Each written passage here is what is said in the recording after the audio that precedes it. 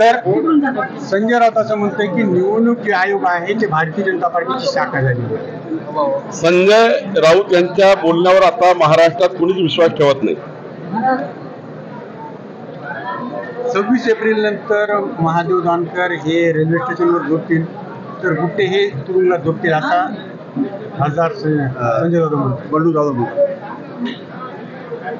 महादेव जानकर सारख्या अत्यंत सर्वसाधारण व्यक्तीबद्दल असं बोलणं योग्य नाही.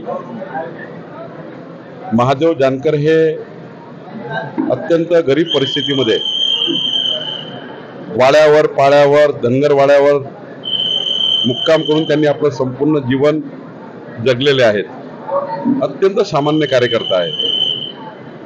धनदांडक्या लोकांनी महादेव जानकर सारख्या सर्वसामान्य व्यक्तीबद्दल या पद्धतीने बोलणे म्हणजे महादेव जानकराचा अपमान करणे असं मला वाटतं. राष्ट्रवादीचे नेते रोहित पवार म्हणतात की केजरीवाल सारखी कारवाई माझ्यावर होईल. जर त्यांनी सत्तेपासून पैसा आणि पैशापासून सत्ता हा जर बिझनेस केला असेल तर त्या यंत्रणा तसं असं तपास करतं.